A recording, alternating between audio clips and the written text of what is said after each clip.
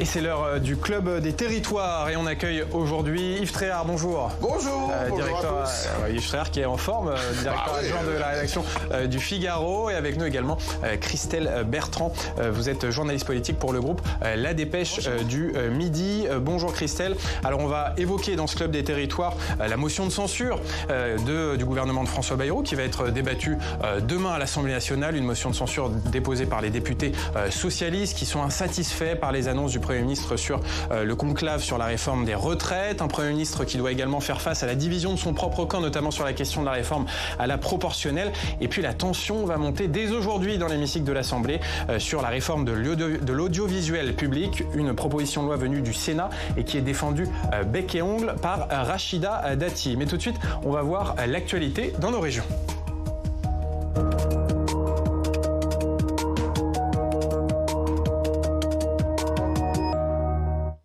Aux prochaines élections municipales l'an prochain, il y aura de nouvelles règles de parité pour les listes de candidats dans les communes de moins de 1000 habitants. Le problème, c'est que certains maires peinent à recruter des femmes sur leur liste. Illustration dans un petit village de l'Essonne en Île-de-France avec Flora Sauvage. T'as la liste des conseillers, s'il te plaît. Pour Madame la maire, les prochaines élections municipales s'avèrent compliquées, car désormais la parité s'impose pour les communes de moins de 1000 habitants. Mais dans ce village de 110 âmes dans l'Essonne, les conseillers municipaux sont tous des hommes. Corentin, Laurent, Guillaume, Pascal, Patrice, Gilles, Laurent, Bruno, Jean-Philippe, Christophe. Même constat chez ses collègues des communes alentours. Bonjour. Merci de vous être déplacés. Bon, moi, par exemple, j'avais déjà pas trouvé des femmes, alors que si tous mes conseillers se représentent, enfin, je dis à un de mes conseillers qui s'investit de ne pas se représenter pour laisser la place à des femmes qui ne sont pas volontaires. Je ne suis pas contre la parité, si vous voulez. C'est sur le principe de l'application dans les communes de moins de 500 habitants. C'est pas gérable parce que les jeunes femmes sont occupées le soir quand elles rentrent chez elles. Les réunions de conseil, c'est le soir. Et même si je les mets, mettons, à des réunions de conseil le samedi matin, c'est possible aussi. Mais à ce moment-là, les jeunes femmes, elles s'occupent de leurs enfants. Elles vont les emmener au sport, elles vont les emmener à des activités. Pour ces maires de petites communes de l'Essonne, la parité à marche forcée ne peut pas être efficace. Je suis un homme, donc je suis peut-être mal placé pour en parler, mais actuellement, j'ai l'impression que notre société veut imposer la femme partout, même contre sa volonté. Parce que le féminisme, c'est bien le féminisme, comme je le disais. Moi, je suis à 50-50 dans mon conseil municipal. Mais le féminisme imposé, ça devient... Enfin, c'est totalement contre-productif. Les villages de moins de 1000 habitants représentent 70% des communes françaises, mais un tiers seulement de leurs conseillers municipaux sont des femmes. L'imposition de la parité aux élections municipales de 2026 vise à remédier à la situation. Voilà pour ce reportage de Flora Sauvage. Christelle Bertrand, on le voit. Alors, c'est bien de mettre de nouvelles règles de parité pour les élections municipales, mais parfois ça se heurte à la réalité. Mais c'est ce que j'allais dire, il y a deux combats qui, là, pour le coup, s'opposent. Le combat pour l'égalité homme-femme, qui est respectable et important, mais aussi le combat pour l'engagement politique qui fait vivre la démocratie. Et là, on voit bien que les deux sujets se heurtent. Dans les communes rurales, les maires ont déjà du mal à constituer des listes. On voit que souvent, il y a une seule liste et même pas deux. Et là, on complique encore la tâche parce que les gens n'ont pas cette faculté à s'investir en politique. Et on sait bien que les femmes, encore moins que les hommes. Donc, ça veut dire que... il va y avoir encore plus de difficultés à constituer des listes. Je rajoute à ça une autre mesure dont il n'est pas question dans le reportage, qui est la possibilité de rayer des noms sur des listes, qui va être aussi imposée à ces petites communes lors des prochaines municipales, qu'on appelle le panachage. Et là, c'est un autre problème qui rentre en ligne de compte, c'est que les gens, jusqu'à présent, allaient voter parce qu'ils savaient que c'est des petites communes où tout le monde se connaît, que s'ils n'aiment pas quelqu'un, ils peuvent le rayer. Aujourd'hui, c'est plus possible. Donc, le seul acte pour contester une liste sur laquelle il y aurait quelqu'un qu'ils n'aiment pas, c'est de ne pas aller voter. Donc, d'un côté comme de l'autre, j'ai peur que cette mesure qui, on le voit bien, est imposée de Paris sans avoir vraiment connaissance des problématiques de ces petites communes rurales, ne contribue à faire que les gens aillent encore moins voter, qu'il y ait encore plus de difficultés à présenter des listes et que la démocratie en sorte pas grandie encore une fois. Yves, est-ce que cette nouvelle règle de parité pour les municipales dans les petits villages, est-ce que ce n'est pas aussi nécessaire pour faire bouger les lignes, faire bouger les consciences et qu'il faut peut-être inciter plus les femmes à s'engager en politique? Oui, mais c'est fait pour ça, mais oui, mais il faut que ça soit possible. Parce que, comme l'a très bien dit le reportage, et puis comme l'a dit Christelle, il y a aussi la réalité, et ce que disait cette mère, les femmes, on est encore dans une société où ce sont beaucoup les femmes qui font vivre le foyer, enfin, qui le font vivre au quotidien. Et alors après, organiser ça le samedi matin, il y a d'autres contraintes. Et c'est tout le problème, quoi. Donc moi, je suis assez d'accord pour dire que l'engagement des femmes en politique, d'abord, il est de plus en plus évident. Hein, je pense que même au niveau national, il y a eu des progrès de fait et de plus en plus de femmes, parce que la vie en société aussi a changé, parce que les mentalités ont évolué. Il y a encore certainement et évidemment des progrès à faire si on voit au niveau des deux hémicycles parlementaires où la parité n'est pas encore complètement acquise. Hein. Mais dans les petites communes, c'est compliqué. Donc il faut en prendre acte. Il faut faire en sorte que ça soit plus facile. Alors je ne sais pas, il y a peut-être des problèmes d'organisation à mettre en place et quand même à régler. Mais ça se fera pas comme ça du jour au lendemain. Ce sera pas simple. Allez, on va parler de l'actualité politique nationale, puisque l'étau politique se resserre autour de François Bayrou, alors qu'une motion de censure des députés socialistes est examinée demain à l'Assemblée nationale. Mais le Rassemblement national devrait épargner le gouvernement pour cette fois et ne pas voter la censure. Fabien Ricard. François Bayrou, menacé par une motion de censure des socialistes, examinée demain dans l'hémicycle. Le PS lui reproche d'avoir trahi son engagement au lendemain de l'échec du conclave sur les retraites, en ne permettant pas au Parlement de rouvrir le débat sur l'âge de départ à 64 ans. Le Parlement devait avoir le dernier mot. Ces mots sont du Premier ministre lui-même. À partir du moment où il ne le fait pas, où il ne tient pas ses engagements, où il se parjure, il y a une évidence au fait qu'il ne peut pas, pour nous, rester Premier ministre, et donc nous le censurons en espérant qu'il le soit. François Bayrou, qui a annoncé que les avancées du conclave seront rediscutées par les parlementaires au moment du vote du budget de la sécurité sociale, balaie d'un revers de main la menace des socialistes. C'est une blague. Le Parti socialiste ne fait pas une censure sur la question de l'inscription du texte législatif. Ils font une censure pour montrer qu'ils sont dans l'opposition. Sans surprise, la motion de censure du PS est soutenue par le reste de la gauche, mais le RN, lui, pourrait pour l'instant sauver la tête du Premier ministre. La censure, c'est pas une fin en soi. Nous, ce qu'on regarde toujours, c'est quel gain on obtient et qu'est-ce qu'on empêche. Sur le texte qui est proposé par la gauche, on n'obtient rien. C'est-à-dire que ça ne remet pas en cause la réforme des retraites. Donc, le rendez-vous, il est en octobre. Si François Bayrou devrait résister demain à la censure, le Premier ministre demeure plus que jamais sur une ligne de crête.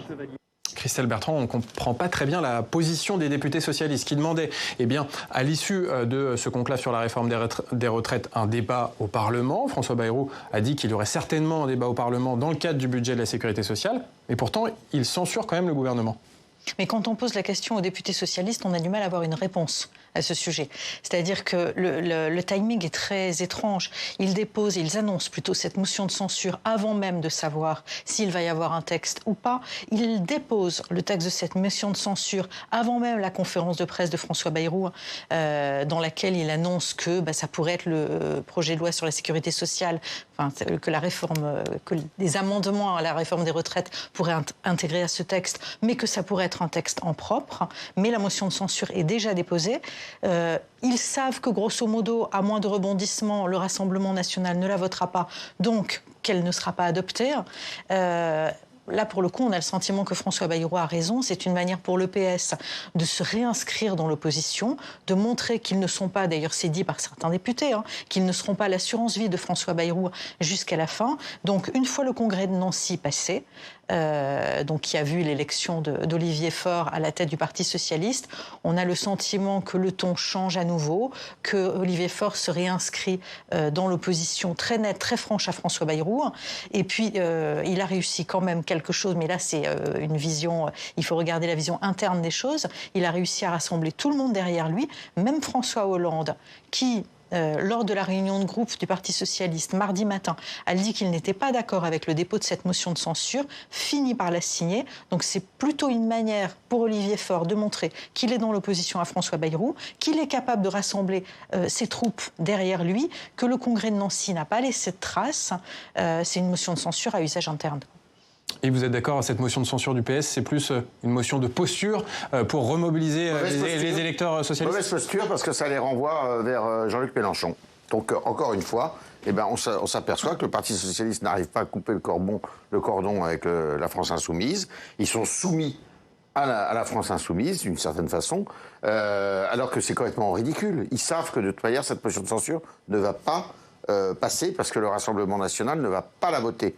Donc, involontairement ou volontairement, enfin j'en sais rien, ils se font renvoyer vers la France insoumise, alors que la plupart d'entre eux veulent justement montrer qu'ils sont pas de ce parti-là. Donc je trouve ça complètement absurde, et de la part de François Hollande, on ne comprend rien. Donc quand on ne comprend rien, généralement on n'a pas de succès. Hein, voilà, ils sont renvoyés à leur médiocrité, je dirais. En plus, motion de censure, d'accord, mais il ferait mieux de se garder je dirais, un verbe et une vigueur pour la rentrée, parce que c'est là où ça va se jouer vraiment, c'est à l'occasion du budget.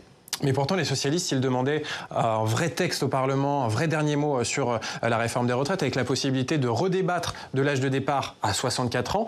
C'est pas vraiment ce que propose François Bayrou. Il propose des amendements au budget de la sécurité sociale. Ils se sont un peu fait avoir avec ce conclave. Ils ne se sont pas fait avoir parce qu'ils n'ont rien compris. C'est pas le débat au Parlement, ça consistait pas à reparler de l'âge de la retraite. C'était de discuter du projet qui avait été arrêté avec les syndicats. Donc ils se sont... il dit quand même au début sans totem ni tabou. Après il amende un peu ce propos. Et au départ il fait croire que tout peut être rediscuté. C'est quand même assez bizarre. Hein, tout ça est bizarre. En tout cas on est très loin du sans totem ni tabou sur la réforme des retraites. Il y aura la discussion sur certaines avancées. Tout à fait. Non, mais la position du PS n'est pas totalement illégitime. C'est vrai qu'on s'attendait, et c'est le grand coup d'esbrouf de François Bayrou, à ce que cette réforme soit entièrement rediscutée. François Bayrou s'est posé comme celui qui enfin remettait le dossier sur la table, alors que depuis des mois et des mois, les Français demandaient à ce que ce soit réétudié. Il y a eu des manifestations, enfin on sait comment ça s'est passé. Donc il a donné le sentiment d'être celui en plus qui faisait revivre la démocratie sociale en remettant les partenaires sociaux tous autour de la table, ce qui n'avait pas été fait jusqu'à présent, mais en fait sans le cadre qui permettait à ces partenaires sociaux de s'entendre. François Bayrou sait très bien que s'il n'y a pas la main du politique pour tordre le bras aux uns ou aux autres, chacun va rester campé sur ses positions et finalement, et c'est à ça qu'on aboutit aujourd'hui, ils vont finir par trouver des accords, mais vraiment extrêmement faibles. On s'attendait par exemple à un accord sur la pénibilité. Les partenaires sociaux n'ont même pas réussi à se mettre d'accord sur la pénibilité. C'est-à-dire que personne n'a bougé. Il aurait fallu au milieu, et c'est ce que François Bayrou est en train de faire aujourd'hui, le politique qui reprenne la main et qui contraigne les uns ou les autres à aller sur une ligne précise. Sans le politique, face à face, les partenaires sociaux, c'est compliqué qu'ils arrivent à quelque chose. Mais il y a quand même des points de convergence sur les carrières hachées, sur la hausse des pensions des mères de famille, également sur de nouveaux critères de pénibilité qui vont être pris en compte dans le calcul de la retraite. Est-ce que c'est un succès, ce conclave ? C'est ce que vous avez fait croire François Bayrou. Je pose la question. François Bayrou a réussi c'est un grand prestidigitateur. Il a réussi un enfumage absolument extraordinaire. Le conclave s'est conclu sur un échec, mais il vous fait croire que c'est un succès. Donc il a réussi son coup d'une certaine façon. Il voulait acheter du temps, il a acheté du temps, puisque c'est exactement ce qui s'est passé. Et puis, d'une certaine façon, il a enfumé tout ça. C'est un grand... vous savez, c'est un grand boulanger, comme on disait en Côte d'Ivoire du temps de Laurent Gbagbo, c'est-à-dire qu'il a enfariné tout le monde, et puis on se retrouve avec une situation qui est compliquée, où personne n'y comprend rien, pour dire la vérité, mais et on ne sait pas comment tout ça va se terminer. Alors, les socialistes censurent, pas le Rassemblement national. Finalement, on se retrouve avec ce gouvernement Bayrou un peu dans la même situation que le gouvernement de Michel Barnier, c'est-à-dire l'avenir dépend du Rassemblement national. Oui, mais je dirais que, en fait, c'est quand même la politique qui en sort pas grandie, parce que je viens de dire que je comprenais pas grand-chose à la position du Parti socialiste, que eux-mêmes étaient en difficulté pour l'expliquer. On ne comprend pas non plus grand-chose à la position du Rassemblement national. C'est-à-dire qu'on a l'impression, en écoutant l'interview de Julien Audoul et tous les leaders du Rassemblement national, qu'en fait, ils censureront au moment où ça les arrange, eux, et pas sur des sujets qui sont des lignes rouges pour eux. Eh bien justement, on va écouter Julien Audoul qui était il y a quelques minutes sur ce plateau et qui essaye d'expliquer la position du Rassemblement national. La censure telle qui est proposée par la gauche est une censure d'opérette et d'apparat. Voilà. C'est pour se donner bonne conscience. Moi, encore une fois, il faut cibler les responsables. La gauche est responsable de cette situation. C'est la gauche qui a fait élire et réélire M. Macron la dernière fois. Et la dernière fois, le seul programme de M. Macron, le seul, il n'y en avait pas d'autre, c'était la retraite à 64 ans. Donc c'est-à-dire que vous avez les communistes, les LFI, les écologistes, les socialistes qui ont soutenu le candidat de la retraite à 64 ans contre les travailleurs, contre les salariés français, et notamment contre ceux qui ont commencé à travailler le plus tôt et qui ont eu les métiers les plus pénibles et qui auraient voulu effectivement que cette réforme totalement injuste, totalement inefficace ne soit pas mise en œuvre. Bon, Yves, Julien Audoul qui critique la motion de censure de la gauche, mais on le rappelle, le Rassemblement national est historiquement opposé à cette réforme de la retraite à 64 ans. Et il refuse de censurer le gouvernement, justement, sur ce sujet. Est-ce que c'est compréhensible? Non, parce que, vous savez, on parle à juste titre, d'ailleurs, du flou entretenu autour... Mais tout est flou, de toute manière. Au gouvernement, au Parti socialiste, il y a un flou artistique qui est important. Et c'est vrai au Rassemblement national. Si vous regardez le programme du Rassemblement national, sur plein de points, il y a des évolutions étonnantes. Alors là, il nous tient un discours à l'endroit en direction des classes populaires, des petits revenus, de l'électorat qui, à l'origine, est un électorat de gauche. Mais d'un autre côté, ils sont en train de changer complètement de braquet sur le pacte de stabilité, sur les 3% de dépenses budgétaires, vous voyez, sur les 3% de déficit budgétaire. Donc... Ils font du en même temps sur l'économie. Le Rassemblement national est assez peu lisible, je dirais, actuellement. Ils évoluent, ils bougent, c'est assez étonnant. Alors, de toute manière, ce qu'on a compris aussi, c'est que, effectivement, est-ce qu'ils y ont intérêt à une censure? Je ne sais pas. Ils veulent pas prendre la responsabilité d'un désordre, je pense, politique, qui leur nuirait de toute manière. Parce que, justement, ils veulent se respectabiliser. Allez, ils reviennent dans leur stratégie de respectabilité. Ils sont pris en aussi entre leur électorat qui aimerait bien déstabiliser Bayrou et Marine Le Pen qui reste inéligible. Donc, en cas d'élection législative, elle ne peut pas se représenter. Donc, on sent bien qu'il y a une hésitation aussi de ce point de vue-là.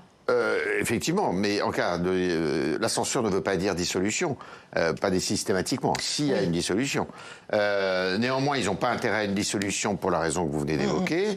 Et puis, je ne pense pas qu'ils aient intérêt à une dissolution aussi, parce que, on connaît, quand on est à Matignon, les chances d'accéder à l'Élysée sont beaucoup plus faibles, parce que, justement... Matignon, ça brûle les ailes. Vous vous heurtez au mur des réalités. Allez, on va parler d'une autre réforme et d'autres tensions qui ont lieu à l'Assemblée nationale dès aujourd'hui. Et cela concerne la réforme de l'audiovisuel public. C'est une proposition de loi d'origine sénatoriale qui est très contestée par une partie une partie du personnel de l'audiovisuel public. Yann, alors déjà, expliquez-nous, que contient ce texte? Alors, pour résumer le projet, beaucoup parlent d'une BBC à la française, du nom de cette marque britannique unique et puissante qui regroupe les chaînes de télé et de radio. En France, il y a 6 sociétés différentes. La plus grosse, c'est France Télévisions avec ses 5 chaînes principales, Radio France et ses 5 stations. Vous voyez les autres, France Média Monde, CRFI et France 24. La proposition du sénateur LR Laurent Lafon, qui est soutenu par... Centriste, pardon. Laurent Lafon, qui est soutenu par la ministre Rachida Dati, c'est de regrouper les principales entités sous une structure commune qui serait appelée France Média. TV25 Monde et RT ne sont pas intégrés à la holding et puis le sort de France Média Monde est plus incertain. Écoutez le Premier ministre qui défendait la mesure hier. Ces déséquilibres, ces affaiblissements avec des métiers semblables qui sont faits chacun dans son organisation et en vivant d'une certaine manière en vase clos. Est-ce que vous vous rendez compte de l'assaut des très grandes entreprises mondiales, américaines souvent. Donc vous défendez ce texte. Netflix, par exemple, qui sont en train de contraindre. L'objectif annoncé, c'est donc de renforcer l'audiovisuel public en ayant d'une part une direction commune, un chef au-dessus de toutes les entités pour que les différentes chaînes et radios publiques travaillent ensemble sans se bloquer et suivent un même plan. Également accélérer les coopérations entre entités, favoriser les mutualisations, que ce soit technique au niveau des ressources humaines, de la diffusion ou encore de la production. Mais cette réforme, elle, cristallise les tensions. Ouais, notamment des syndicats, 5 d'entre eux par exemple à France Télévisions se sont unis pour dénoncer, je cite, un projet dont l'unique but est de réaliser des économies. Ils redoutent un risque pour l'indépendance éditoriale et également une baisse des effectifs. Et ils rejettent aussi toute idée de fusion qui pourrait suivre. Conséquence, ils appellent à une grève dès aujourd'hui. Et si vous avez tenté d'écouter la radio ce matin, vous avez certainement entendu de la musique sur les radios publiques. Télématin sur France 2 était en mode dégradé. Politiquement, la droite et le centre sont pour, la gauche est contre. Le Rassemblement national, de son côté, trouve que le projet ne va pas assez loin. Julien Audoul vous l'a répété ce matin. Ils sont pour une privatisation de l'audiovisuel public et ils se réservent. Ils ne vous ont pas répondu. Non. Il ne vous a pas répondu s'ils allaient voter pour ou contre. Non, ils n'ont pas encore pris la décision, les députés du RN. Christelle Bertrand, cette réforme de l'audiovisuel public, c'est un véritable test politique pour Rachida Dati qui s'accroche à cette réforme. Alors oui, c'est un test, mais elle en fait un test en fait. Parce que cette réforme, moi j'ai l'impression que personne n'en voulait vraiment. Elle a été repoussée. Je pense que François Bayrou voit très bien que c'est quelque chose d'explosif. On voit la radio qui est en grève aujourd'hui, mais au sein de l'Assemblée nationale, les gens ne sont pas forcément très favorables. Mais on sait qu'en coulisses, depuis plusieurs semaines, Rachida Dati insiste pour que ce texte soit inscrit à l'ordre du jour. Il a été déprogrammé encore récemment. Il paraît qu'elle appelle les députés la nuit pour leur dire qu'il faut que ce soit inscrit. Enfin, elle y tient beaucoup. Et si elle y tient, c'est pas vraiment, je pense, parce qu'elle croit à cette réforme, qui ne vient pas d'elle, on vous l'avait dit, c'est une PPL sénatoriale, mais parce qu'elle en a besoin dans le cadre de la campagne municipale à Paris, surtout. C'est-à-dire qu'elle a besoin que son nom soit affiché. Et alors, ce qui est qui peut faire sourire, c'est que la personne au PS qui va être chargée de s'opposer à Rachida Dati dans ce dossier, c'est Emmanuel Grégoire, qui lui va être aussi, la réponse ce soir, puisque le PS organise ses primaires ce soir pour savoir quel sera le candidat de gauche à Paris, mais qui pourrait être l'adversaire de Rachida Dati. Donc on voit une autre pièce de théâtre se dessiner sous nos yeux, c'est la réforme de l'audiovisuel public, mais aussi la bataille de Paris qui commence à prendre forme à travers ce texte. Yves, cette réforme de l'audiovisuel public, Rachida Dati, elle en fait un objet très politique. Oui, elle veut inscrire son nom sur une réforme à l'occasion de son passage au ministère de la Culture. Ça paraît assez évident. C'est une espèce de... je dirais c'est comme ça pour tous les ministres. Ils veulent inscrire leur nom à une réforme, accrocher leur nom à une réforme qui assure la pérennité ou leur notoriété sur un fond historique. La seule chose, c'est qu'on ne comprend pas très bien à quoi sert cette réforme. Sincèrement, je ne pense pas que ça change quoi que ce soit. Et d'ailleurs, c'est pour ça que la grève, là, elle n'est pas tellement compréhensible non plus. Parce que sincèrement, d'abord, il y a plusieurs entités du service public audiovisuel qui restent à l'extérieur. Vous avez parlé de TV5 Monde, vous avez parlé de France Média Monde, parce que le ministère des Affaires étrangères était contre, justement, le fait de les intégrer dans cette grande entité. Et sincèrement, on va revenir au temps de l'ERTF, là, c'est un peu ça qui est en fait prévu.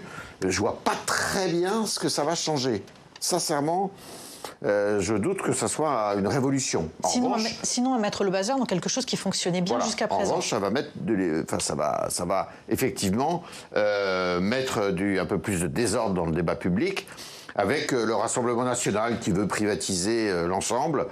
Qui en fait une cible, l'audiovisuel public. Bien sûr, mais le jour où, si jamais un jour ils sont aux affaires, bon courage. Pourquoi ? Vous savez que ça serait très difficile, à mon avis. Ça serait un combat qui pourrait être très dangereux pour eux. Et on sent qu'il y a un combat aussi politique, dans certains comtés de la droite, à viser l'audiovisuel public, qui serait trop politisé à leur goût. Oui, alors Rachida Dati, elle en fait aussi un discours politique en disant Radio France, c'est la radio des bobos, des intellos, et elle, élue de l'Ouest parisien, qui a envie de se donner un autre profil, qui dit il faut aussi une culture plus populaire, etc. On voit qu'elle en fait un objet politique. Simplement, moi, je pense que c'est un débat qui va être compliqué pour elle à l'Assemblée nationale. D'abord parce qu'elle s'est mise à dos pas mal de monde. On a vu que son altercation avec Patrick Cohen avait été très peu appréciée dans les rangs de la majoritaire. Moi, j'entends de nombreux députés macronistes aujourd'hui me dire, entre Rachida Dati, telle qu'elle se comporte, tel qu'est son discours pour Paris qui ne correspond pas à notre électorat, entre elle et Emmanuel Grégoire, j'irai voter Emmanuel Grégoire. Donc il y a quelque chose qui est en train de se jouer en ce moment. Il y aura des vraies conséquences sur la bataille de Paris. Voilà. Alors on va parler pour finir d'une autre réforme qui divise, la réforme de la proportionnelle pour les élections législatives, puisque François Bayrou l'a annoncé, il va la présenter à la fin de l'année prochaine et il estime qu'il a une majorité pour faire passer ce texte, une majorité de voix de l'opposition, car au sein du socle commun, au sein de ses alliés, on est contre. Écoutez François Bayrou et la position de Bruno Retailleau chez les Républicains. Il y a une majorité pour la proportionnelle à l'Assemblée nationale. Et donc, vous présenterez un texte quand ? Cette majorité-là, elle passe au sein du socle commun.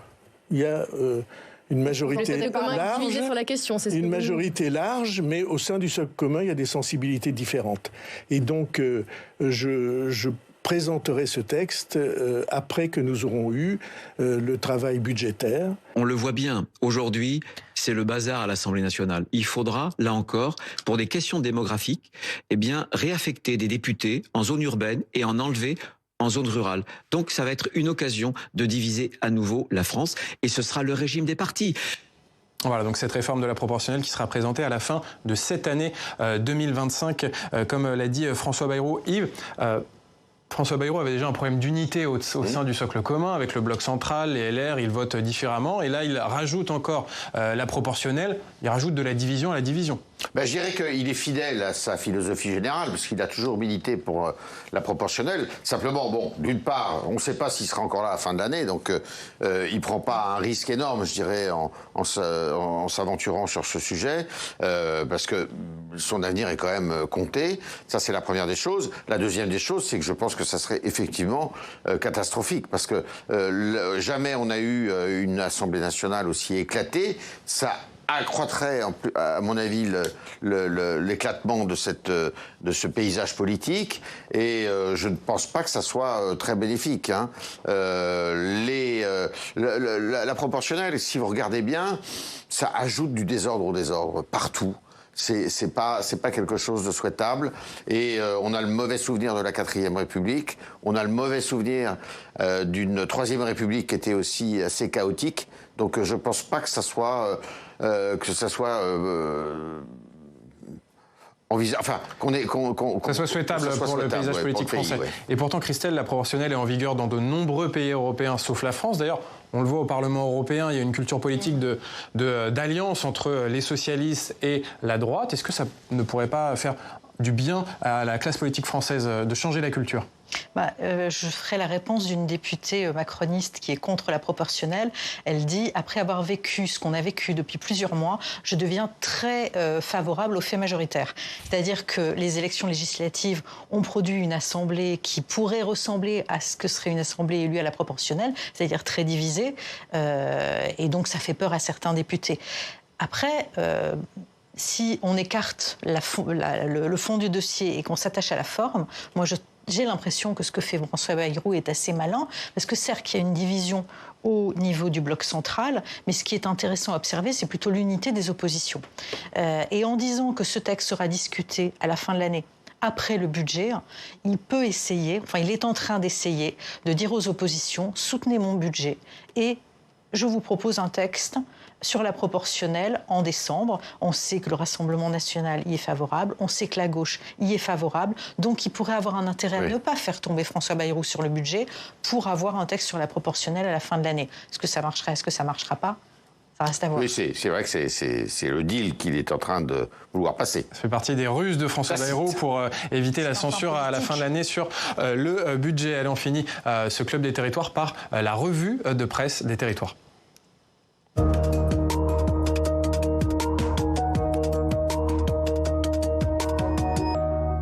Et Yann, forcément la canicule en une de plusieurs quotidiens régionaux ce matin. Ouais, avec 84 départements en vigilance orange canicule aujourd'hui. Alors 2 approches pour les unes. Il y a ceux qui s'intéressent à la chaleur dans les logements avec les bâtiments parfois mal isolés qui deviennent invivables. C'est le cas des écoles aussi. L'Union a rencontré ceux qui vivent sous les toits. La température ne descend pas la nuit, c'est le principe d'une canicule. Et en plus, eux absorbent toute la chaleur du soleil. Dans ces conditions, le Courrier de l'Ouest vous aide à bien choisir votre ventilateur. La deuxième approche, c'est celle du Courrier Picard et de l'Ardennais, avec des reportages aux côtés de ceux qui profitent de l'eau fraîche pour faire baisser la température, notamment à Charleville-Mézières dans les Ardennes. La Meuse, le fleuve qui traverse la ville, était baignable hier et malgré les orages, la qualité de l'eau était suffisante pour s'y baigner. Le Berry républicain qui s'intéresse à un certain Laurent Duplon. Oui, c'est le sénateur de Haute-Loire qui est à l'origine de la proposition de loi qui est très attendue par les agriculteurs. Elle prévoit une autorisation de pesticides jusque-là interdits et lève d'autres contraintes pour les professionnels. Les écologistes s'y opposent farouchement. Vous le voyez en une au milieu des vaches parce qu'il est lui-même éleveur laitier. C'est son exploitation à l'image.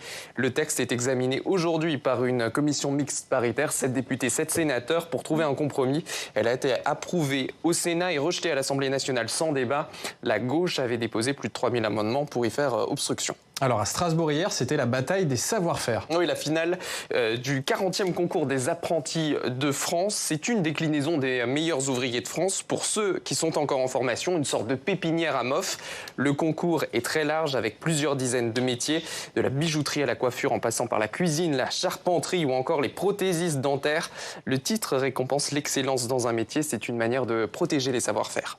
Et puis le journal de la Provence pense aux vacances, mais avec le fameux casse-tête des saisonniers. Ils sont nécessaires à la région en juillet et en août pour faire tourner le secteur du tourisme. Pour ceux qui n'habitent pas déjà sur place, c'est quasi mission impossible de se loger si l'employeur n'offre pas de solution. Les prix sont élevés et l'offre manque cruellement sur la Côte d'Azur. Ils sont 90 000 à travailler chaque été en PACA.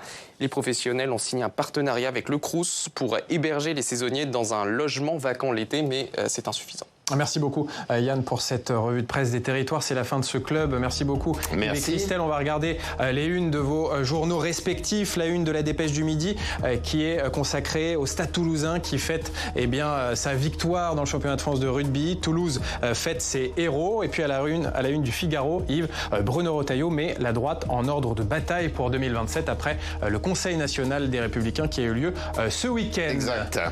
Merci à vous. C'est la fin de cette émission. Merci de l'avoir suivi. On se retrouve demain pour un nouveau numéro de Bonjour chez vous. Très bonne journée sur Public Sénat.